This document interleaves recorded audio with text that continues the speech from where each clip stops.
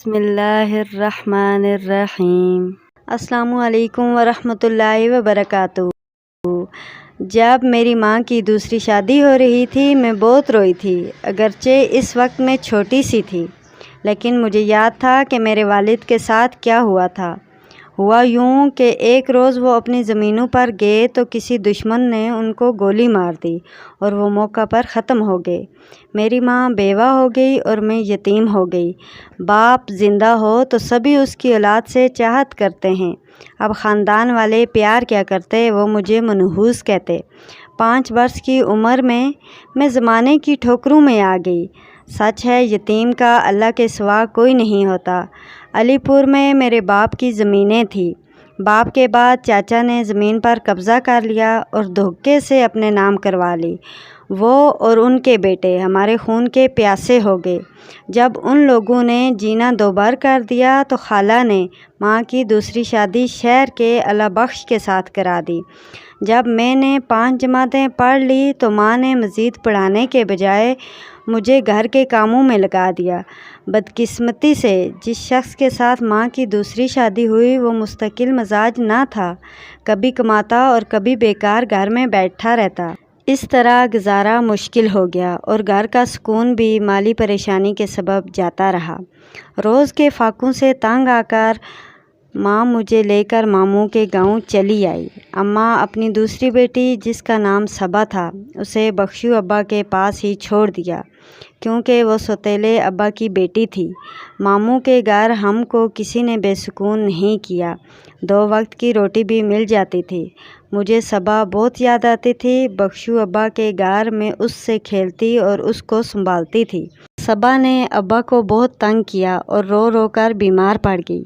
تبھی ابا نے میری امی سے بہت معافیاں مانگی اور وعدہ کیا کہ اب وہ ضرور کوئی نہ کوئی کام کرے گا اور گھر میں بیکار نہیں بیٹھے گا۔ ابا بخشو کوئی کام نہ جانتا تھا، پڑھا لکھا بھی نہ تھا۔ مجبوراً ہم دوسرے شہر چلے آئے۔ ابا نے تانگا چلانا شروع کر دیا اور میں ایک تانگے والے کی بیٹی کہلانے لگی، حالانکہ میرے حقیقی والد زمیندار تھے اور میری ماں نے ان کے گھر عیش کا دور دیکھا تھا، لیکن اب تو ہمارے برے دن آ چکے تھے۔ ایک دن صبا بہت رو رہی تھی۔ امی نے مجھے کہا، زارا تم ذرا اسے چپ کرا دو۔ میں نے بہلایا جلایا مگر وہ کسی طرح چپ نہ ہوئی۔ میں بھی بچی تھی، غصہ آ گیا تو میں نے اسے چارپائی پر پھینک دیا۔ ان دنوں میری عمر 11 برس تھی۔ آج کل اتنی عمر کی لڑکیاں باشعور ہوتی ہیں، لیکن ہمارے زمانے میں بچے سادہ و معصوم ہوتے تھے۔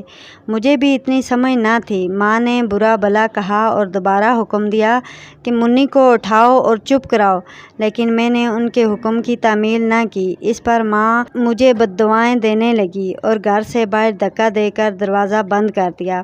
شام ہو رہی تھی۔ امی کو اتنا غصہ تھا کہ انہوں نے دروازہ نہ کھولا۔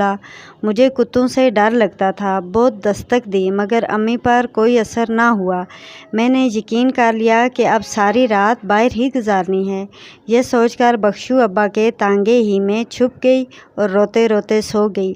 جہاں ہم رہتے تھے ادھر کے بہت سے لڑکے ٹیوشن پڑھنے جاتے تھے۔ شام کو جب وہ ٹیوشن پڑھ کر گھروں کو لوٹے انہوں نے دیکھا کہ ایک بچی تانگے میں سو رہی ہے اور اس کے رخساروں پر آنسوں کی لکیریں پڑی ہوئی ہیں۔ ان میں ایک لڑکا حمزہ تھا۔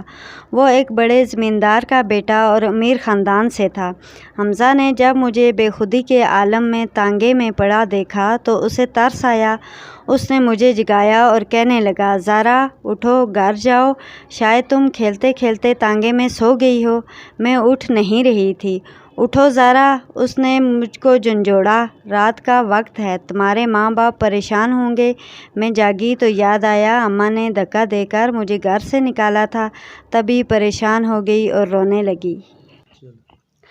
حمزہ نے پوچھا، کیا تمہاری ماں نے مارا ہے؟ اچھا آؤ میرے گھر چلو، میری ماں تمہیں گھر چھوڑ آئیں گی۔ میں اپنے گھر جانے کے بجائے اس کے ساتھ چلی گئی، جہاں حمزہ کی ماں اور بہنوں نے دیکھتے ہی کہا، ارے یہ تو بخشو تانگے والے کی بیٹی ہے۔ بیچارے غریب لوگ ہیں، جانے کہاں سے یہ خانہ بدوشوں کی طرح آ گئے ہیں اور کیسی زندگی گزار رہے ہیں۔ میرا نازک سا دل تو پہلے ہی زخمی تھا، یہ الفاظ سنتے ہی چھلنی ہو گیا۔ وہ مجھ سے طرح طرح کے سوالات کرنے لگے۔ میں نے اپنی سمجھ کے مطابق جواب دیے تو ان کے دلوں پر میری مظلومیت کا بہت اثر ہوا۔ حمزہ اور اس کی ماں میرے ساتھ گھر آئے اور امی کے حوالے کیا۔ حمزہ کی ماں نے امی کو ہدایت بھی کی کہ آئندہ اس بچی کو نہ مارنا اور نہ ہی شام کے وقت گھر سے نکالنا۔ لڑکی ذات ہے، اس طرح بچیاں برے حادثے کا شکار بھی ہو سکتی ہیں۔ لیکن میری ماں کو کب اتنی سمجھ تھی، وہ پڑھی لکھی تو تھی نہیں، حالات کی چکی کا ایندھن بنی ہوئی تھی، لہٰذا اپنی بیٹیوں سے بھی تنگ تھی۔ ان دنوں ماں بہت چڑچڑی ہو گئی تھی اور میں ان کے سلوک سے دکھی رہتی تھی۔ اب مجھے ایک پل گھر میں چین نہ تھا، اکیلے میں گھبراتی۔ جب ماں کام کرنے جاتی اور ابا تانگا لے کر نکل جاتے تو میں صبا کو لے کر حمزہ کے گھر آ جاتی۔ حمزہ کی بہنیں آمنہ اور آئمہ میرا بہت خیال رکھتی تھی اور حمزہ تو بہت پیار سے پیش آتا، مجھ سے ہمدردی کرتا تھا۔ ان لوگوں کے گھر میں نہ صرف مجھے سکون ملتا بلکہ میری صحت بھی اچھی ہو گئی۔ ملکہ جان جو حمزہ کی امی تھی میرا بہت ساتھ دیتی تھی، مجھے کھانا کھلاتی اور منی کو نہلا کے کپڑے بدلواتی، اسے دودھ دیتی اور چارپائی سے جھولا باندھ کر سلا دیتی۔ انہوں نے مجھے گھر کا کام سلیقے سے کرنا اور کڑھائی سلائی سکھائی۔ میں ان کے ساتھ رہ کر بہت خوش تھی، میری زندگی ہی بدل گئی تھی۔ اور یوں 10 سال کا عرصہ گزر گیا۔ پہلی بار احساس ہوا کہ کوئی مجھے چاہتا ہے اور بہت زیادہ چاہتا ہے، اور وہ حمزہ تھا۔ لیکن ہمیشہ کی طرح خوشیاں پھر مجھے دھوکہ دے گئی۔ ماں کو جب پتہ چلا کہ میں حمزہ کی محبت میں کھو گئی ہوں تو وہ مجھے لے کر ابا بخشو والے شہر یعنی اپنے سسرالی گھر کو لوٹ آئیں۔ یہاں واپس آنے کی وجہ یہ تھی کہ وہ مجھے منع کرتی تھی کہ میں حمزہ کے گھر نہ جایا کروں، ان کے گھر کا کھانا بھی نہ کھایا کروں، بلکہ اپنے گھر رہا کروں، مگر میں نہ مانتی تھی کیونکہ اکیلے گھر میں رہنے کی وجہ سے میرا جی گھبراتا تھا۔ ابا مجھ کو منع نہیں کرتا تھا، کہتا ٹھیک ہے ان کے گھر جایا کرو، اکیلے رہنے سے انسانوں میں رہنا بہتر ہوتا ہے۔ اماں کا خیال تھا کہ یہ لوگ مجھے بہکا دیں گے تو میں کہیں کی نہ رہوں گی۔ وہ ان لوگوں کے احسان تلے دب کر جینا بھی پسند نہ کرتی تھی۔ وہ محنت مزدوری بھی میری پرورش کے لیے کرتی تھی۔ ابا اتنا ہی کماتے تھے کہ گزارا صحیح طرح سے ہوتا۔ جب میں آدمی کے ساتھ ابا بخشو کے آبائی گھر آ گئی تو میرا برا حال ہو گیا تھا۔ حمزہ اور اس کے گھر والوں کو یاد کرتی اور چھپ چھپ کر روتی۔ ایسے ہی 2 سال گزر گئے لیکن ان لوگوں کی یاد میرے دل سے نہ نکل سکی۔ ماں میرے حال سے غافل نہ تھی، تاہم انہوں نے میری اداسی کا کوئی خاص نوٹس نہ لیا۔ ان کو تو اپنے کام کاج اور میری پرورش کی فکر تھی۔ صرف میرا ہی ایسا حال نہ تھا، حمزہ بھی میری خاطر پریشان تھا۔ وہ اس قدر دل برداشتہ ہوا کہ اپنی پڑھائی چھوڑ دی، جبکہ اس کے والد اسے ڈاکٹر بنانا چاہتے تھے۔ جب باپ نے دیکھا بیٹا پڑھائی سے غفلت برت رہا ہے تو ایک بڑے شہر پڑھنے بھیج دیا اور وہاں ہاسٹل میں داخل کرا دیا۔ حمزہ کا دل وہاں بھی نہ لگا، وہ ان دنوں FSC کر رہا تھا۔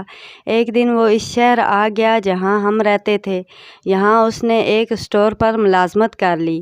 یہ خبر ابا نے مجھے دی، اس وقت امی گھر پر موجود نہ تھی۔ میں بہت خوش تھی اور کچھ نہ کچھ خریدنے کے بہانے اسٹور پر جایا کرتی تھی۔ ابا بھی اسٹور پر جاتے تھے۔ حمزہ ان سے اچھی طرح ملتا تھا اور اپنی طرف سے کچھ اشیاء اور راشن وغیرہ دے دیا کرتا تھا۔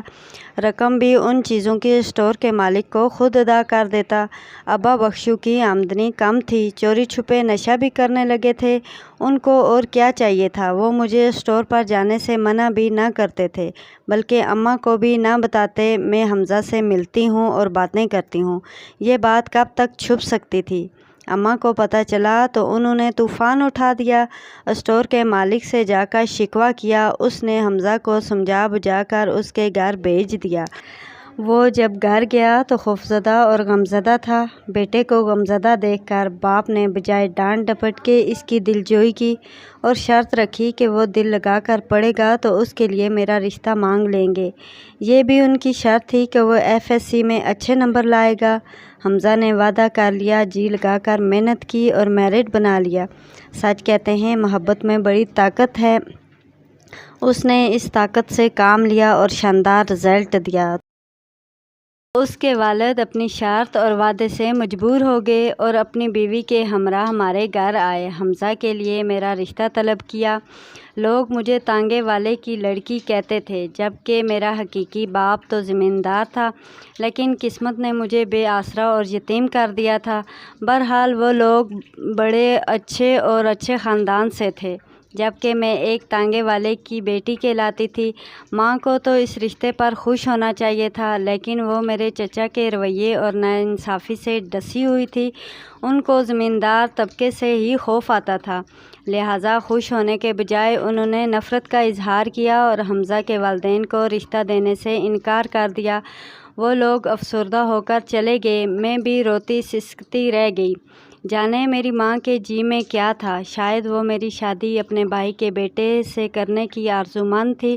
تاہم یہ لوگ شہر میں رہتے تھے اور ہمیں پوچھتے تک نہ تھے۔ کبھی کبھار اماں خود اپنے مغرور بھائی اور بھابھی سے ملنے چلی جاتی تھی۔ حمزہ کے والدین تو اس انکار پر خاموش ہو بیٹھے، مگر حمزہ کا چین قرار لٹ گیا۔ اس کی اب بھی یہی آرزو تھی کہ وہ کسی طرح میں اسے مل جاؤں۔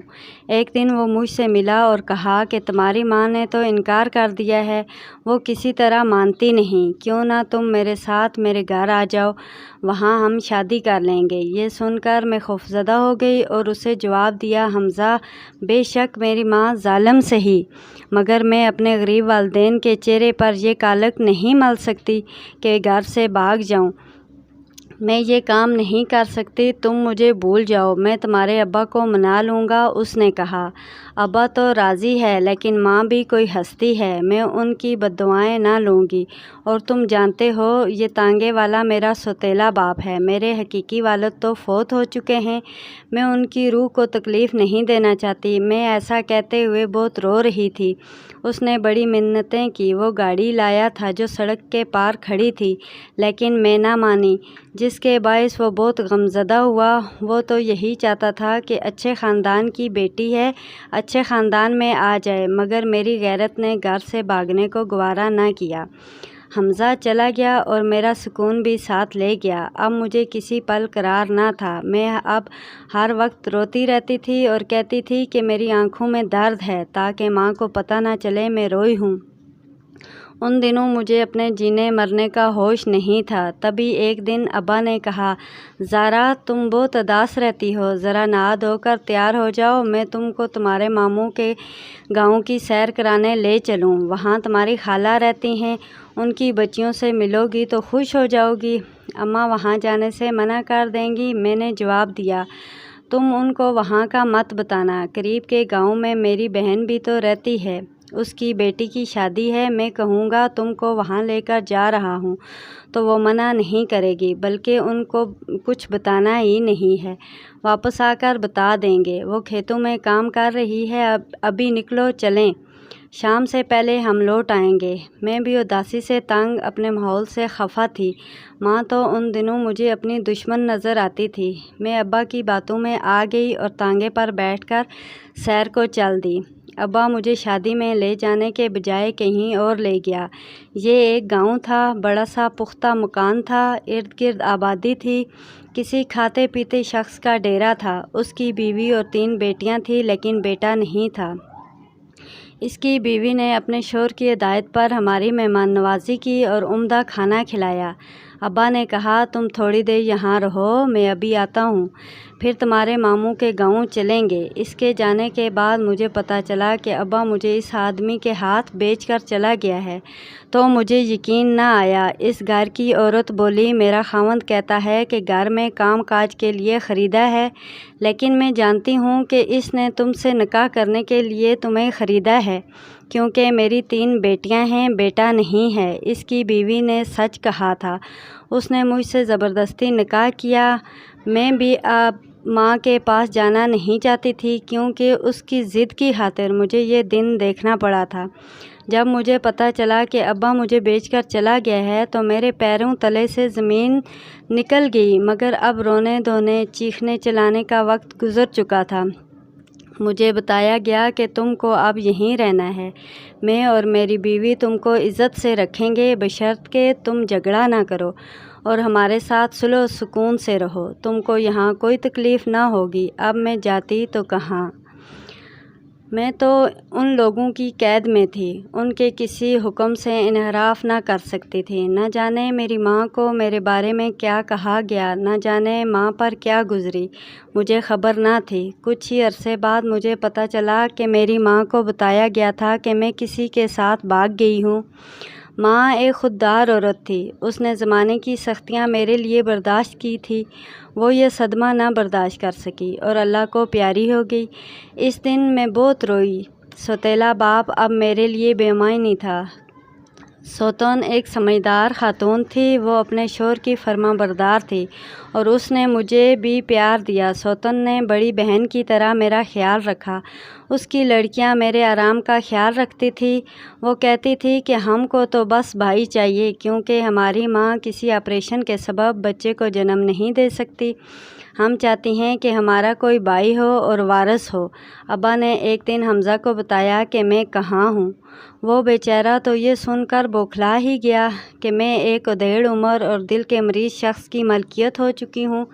وہ گاؤں کے کچھ معزز لوگوں کو اکٹھا کر کے میرے خاوند کے ڈیرے پر آیا، لیکن جب اسے پتہ چلا کہ میں اس کی منکوحہ ہو چکی ہوں تو وہ واپس چلا گیا۔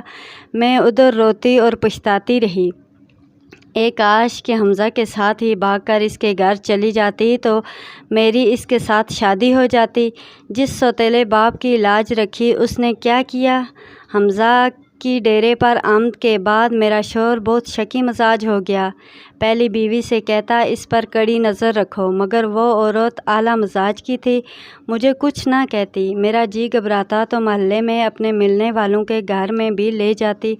وہ کہتی یہ بھی بیچاری انسان ہے، کسی کی بچی ہے، اس پر ظلم کرنا ٹھیک نہیں۔ وہ شوہر کو سمجھاتی کہ یہ اچھی لڑکی ہے، نیک دل ہے، اس پر شک مت کرو۔ ہمارے اس محلے میں حمزہ کی ایک کزن دلشاد بھی رہتی تھی۔ حمزہ نے اپنی داستان غم اسے سنائی۔ اس نے آ کر مجھے بتایا کہ حمزہ تم سے ملنے آیا ہے۔ وہ بہانے سے مجھے اپنے گھر لے گئی۔ مجھے دیکھ کر وہ رو پڑا، میں بھی رونے لگی۔ جب میں نے بتایا کہ سوتیلے باپ نے مجھے بیچا ہے تو وہ یہ سن کر پاگل سا ہو گیا اور اپنے بال نوچنے لگا۔ اس نے ایک مرتبہ پھر مجھے یہاں سے بھاگ جانے کا مشورہ دیا کہ تمہارے ساتھ زبردستی میں دھوکہ ہوا ہے، یہ شادی درست نہیں، ہم عدالت سے رجوع کریں گے۔ جب اس نے یہ بات کہی تو میں گہری سوچ میں ڈوب گئی۔ جب میری ماں کی دوسری شادی ہو رہی تھی میں اپنے حقیقی باپ کو یاد کر کے رو رہی تھی۔ کس سوچ میں گم ہو گئی ہو، جواب کیوں نہیں دیتی؟ حمزہ نے مجھے جھنجھوڑا، مگر میں خاموش تھی۔ میں امید سے تھی اس کو کیسے کہہ دیتی کہ تمہارے ساتھ چلتی ہوں۔ میرے اور حمزہ کے بہت سے خواب تھے، مگر اب کچھ امیدیں میں نے اپنے ہونے والے بچے سے وابستہ کر لی تھی۔ حمزہ مجھ سے لاکھ محبت کرتا، لیکن وہ کسی اور کے بچے سے تو پیار نہیں کر سکتا تھا جو سگا باپ اپنے بچے سے کر سکتا ہے۔ تبھی میں نے یہ جانا کہ ایک شادی شدہ شوہر کے گھر سے بھاگے تو اسے ساری زندگی زمانہ اسے بھاگی ہوئی عورت ہی کہے گا، اور یہ بات ان کی اولاد کے لیے ایک طعنہ بن جائے گی۔ اب جو کچھ خدا نے مقدر میں لکھا تھا مجھے مل گیا تھا۔ یہی سوچ کر حمزہ سے کہا کہ مجھے عدالت تک مت لے جاؤ، میں اب تمہارے ساتھ جانے کے لائق نہیں ہوں۔ یہ سن کر اس کے دل کو ٹھیس لگی اور وہ بد دل ہو کر چلا گیا۔ اس کے والد نے سمجھا بجھا کر اسے پڑھنے کے لیے لاہور بھجوا دیا۔ وقت گزرتا رہا، میں نے نئے حالات سے رفتہ رفتہ سمجھوتا کر لیا، کیونکہ اب ایک بچی کی ماں بن چکی تھی۔ میرے شوہر کی قسمت میں ابھی لڑکا نہیں تھا، سو اس بار میرے بطن سے بھی لڑکی نے جنم لیا۔ یوں اس کی 4 بیٹیاں ہو گئی۔ ایسے ہی بہت سے برس بیت گئے۔ میرا شوہر فوت ہو گیا۔ حمزہ اعلیٰ تعلیم کی خاطر بیرون ملک چلا گیا۔ حمزہ کے جانے کا مجھے دکھ تھا۔ اس کی کزن دلشاد سے اس کے بارے میں خبریں ملتی رہتی تھی۔ وقت گہرے سے گہرے زخموں کو بھی بھلا دیتا ہے، اور شادی شدہ عورت تو پھر گھرداری اور بچوں کی گہما گہمی میں سب کچھ بھول جاتی ہے۔ اسے بس اتنا ہی یاد رہ جاتا ہے کہ اس کا حسرتوں بھرا دل کبھی کسی کو چاہتا تھا، کبھی کسی کے ساتھ گھر بسانے کے خواب دیکھا تھا، مرد اپنی محبت کو شاید نہیں بلا پاتے۔ اگر مرد کو کوئی لڑکی کے ساتھ سچی محبت ہو جائے تو وہ خود مختار ہوتا ہے، پھر شادی کرے یا نہ کرے۔ حمزہ بھی شادی نہ کرنا چاہتا تھا، لیکن اس کی والدہ نے رو رو کر اس کی شادی کروا دی۔ اس کی بیوی حسین و جمیل تھی، مگر میری یاد اور میرا ذکر اس کی شریک حیات کی روح کو جلا دیتی تھی۔ دونوں میاں بیوی میں نہ بن سکی اور ان کی طلاق ہو گئی۔ میری شادی کو 15 برس بیت چکے تھے۔ ایک دن اپنی بیٹی کو لے کر شہر کے ایک ڈاکٹر کے پاس گئی۔ یہ نیا ڈاکٹر بیرون ملک سے پڑھ کر آیا تھا۔ ڈاکٹر کو دیکھا تو چونک گئی، گھبرا کر نقاب ڈال لیا۔ باری آنے پر بیٹی کو دکھایا۔ میری سانسیں بے ترتیب ہو رہی تھی، وہ بھی میری آواز سن کر گم سم تھا۔ اتنے سالوں بعد اسے دیکھا تو بیٹی کی بیماری بتانا ہی بھول گئی۔ اس نے اچھی طرح چیک اپ کیا۔ میرا خیال تھا کہ وہ مجھے اب بلا چکا ہے، لیکن جوں ہی اٹھنے کو ہوئی تو اس کی آواز میرے کانوں میں پڑی اور قدم تھم گئے۔ اس نے کہا، زہرا، تم چاہے جتنے نقاب اوڑھ لو، میں تم کو پہچان لوں گا۔ پہچان کی خوشبو کبھی نہیں مرتی۔ میں نے تمہاری موجودگی اسی وقت محسوس کر لی تھی جب تم نے یہاں قدم رکھا تھا۔ اچانک جیسے وقت تھم گیا، چلتی ہوئی سوئیاں رک گئی، بس دونوں طرف خاموشی تھی۔ جانے کتنا وقت بیت گیا، پتہ ہی نہیں چلا۔ مدتوں بعد دو بچھڑے ہوئے ملے تھے، آج بھی جیسے حمزہ کو میرا انتظار تھا۔ حمزہ کی شادی اس کے والد نے قسم دے کر کروائی تھی جب وہ بستر مرگ پر تھے۔ اس کا ایک بیٹا تھا۔ اتنا وقت گزر جانے کے باوجود اس کے دل کے دروازے میرے لیے کھلے ہوئے تھے۔ میں خود بھی چلتے چلتے تھک چکی تھی۔ شوہر کا انتقال ہو گیا تھا۔ میں سسرالی رشتہ داروں کے رحم و کرم پر جی رہی تھی کہ میری ایک بچی تھی، دکھوں کے بوجھ تلے دبی میں گیلی لکڑیوں کی طرح سلگ رہی تھی۔ ایسی دلچسپ کہانیاں سننے اور دیکھنے کے لیے ہمارے چینل کو سبسکرائب کریں، ویڈیو کو لائک اور شیئر کریں۔